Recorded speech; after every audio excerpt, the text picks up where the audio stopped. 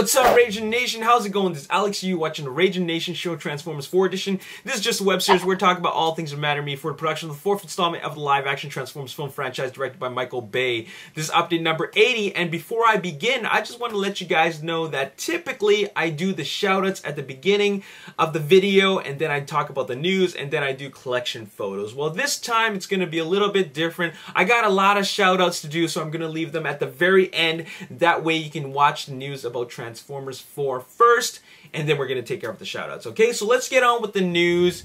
And first of all, you're not going to want to miss any of the shoutouts because I show off some really cool stuff. So anyways, let's talk about the news. The first little bit of news that I got for you guys is that Utah was actually a location for filming. Now, not a lot of people knew this. A lot of people thought that, well, it's just at those major locations. For example, Texas, Chicago, Hong Kong, parts of China, and they even filmed in Washington State at the nuclear plant. And there's probably one more city. I forgot where. But, oh, Detroit. Detroit was definitely used for filming, but Utah was a location where the Transformers 4 production crew just slipped in, did some filming, and then they slipped out without anybody knowing. Now, you guys know about the geography of Utah, right? It's a lot of barren desert land, a lot of amazing rock formations, a lot of natural rock formations, a lot of these amazing, I don't even know what you call these natural structures. I'm just going to call them mountains, but they look great, and you know what it's reminiscent of? G1. If you don't remember, G1 had a lot of battles that took place in what appeared to be Utah, and a lot of big rock formations, natural looking setting, desert, and you know, who knows, maybe what's going to take place over in Utah is a big battle sequence, or they're just going to use it as a kind of like an homage to G1. So that's pretty cool. I'm pretty excited for the fact that they actually did a little bit of filming in Utah. Moving on, let's talk about Bumblebee. And I want to say thank you to Max Martinez for sending me this photo of Bumblebee's head on a stick. Now, why is this significant? Why do I have to show this? They have robot heads on a pole all the time. Well, first of all, I've never seen this photo before. And second, you also see what Bumblebee really looks like in a very clear picture. You see what his new reformatted head looks like, and once again you got that black triangle on the top of his head, and that is of course one of the main differences of his head, but he still looks the same. Now, the third thing I want to mention is that he still has that circle mouthpiece. Alright, now what does that tell us? That tells us that Bumblebee could possibly once again not be talking in Transformers 4, just like how he didn't talk in Transformers 1, 2, and 3. Now, in Transformers 1, the 2007 movie, he did have a few lines at the end of the movie, and the thing is that with that kind of a mouth, that circle speaker mouth, like, he doesn't really emote. He has to emote with his eyes. And the fact that they have the circle speaker again, it kind of hints that he still hasn't gotten his voice back. So, especially with the fact that, well, Ratchet, we don't know if he's going to show up in the movie. Has he or hasn't he fixed his voice box? Who knows? Maybe he's permanently has no voice. I kind of want him to talk. I actually like the idea of Bumblebee talking, you know. That's something new for us, but we'll see. He could possibly be just talking through the radio once again. But what I find is very interesting is that, well, Shia LaBeouf is not back as Sam Witwicky, so it'll be kind of odd to see Jack Rayner talk to Bumblebee, or Mark Wahlberg talk to Bumblebee, with Bumblebee communicating with just his radio. So that's something for you guys to think about. And moving on, let's talk about Optimus Prime. Now, previously, I had shown you guys what I thought was a leader class Optimus Prime, and I said it was total garbage. It was utter crap, okay? I couldn't believe that a leader class Optimus Prime looked like that. Now, keep in mind that this toy that I showed you in the last video doesn't look a thing like this toy that was shown at New York Comic Con. And that was the strange part. I didn't know what to think of it.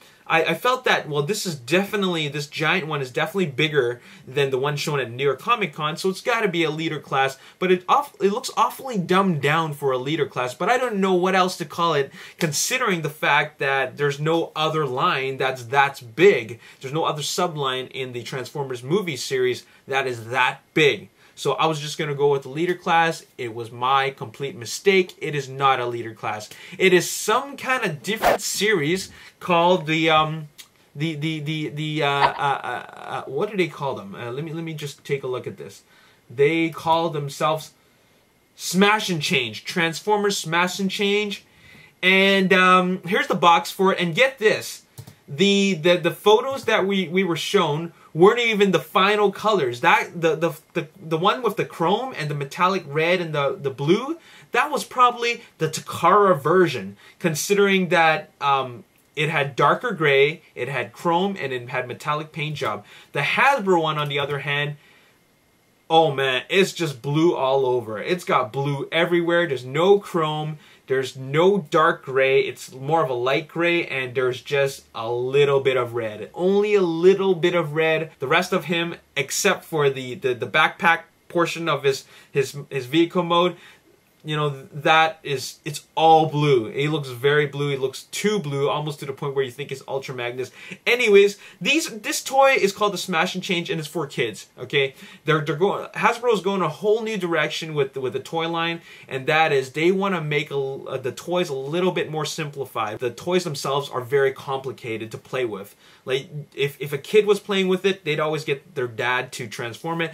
That's if the dad can even figure it out. The fact is that the toys are too complex for some people. So therefore, they got to make these Smash and Change series where you get the robot in its kind of a detailed form, and then he can transform into a vehicle mode very simply. So this is a whole new line. This is not a leader class, even though it is bigger than a leader class. When you just look at the thing, you're just thinking that, okay, there's no way this can be a leader class. I called it a leader class by mistake, and the main reason was just because I'd never seen or heard of any line called the Smash and Change. This is all new to me. So there you have it. This is the Smash and Change, and this kind of shows you what Optimus Prime looks like, and it's very different from the chrome and metallic paint version of itself, which we've seen previously. I don't know how anyone was able to get their hands on that, but it was probably a Chinese prototype made for Takara, maybe. All right, so there you have it, and that kind of ends our news portion. But I just want to end by saying that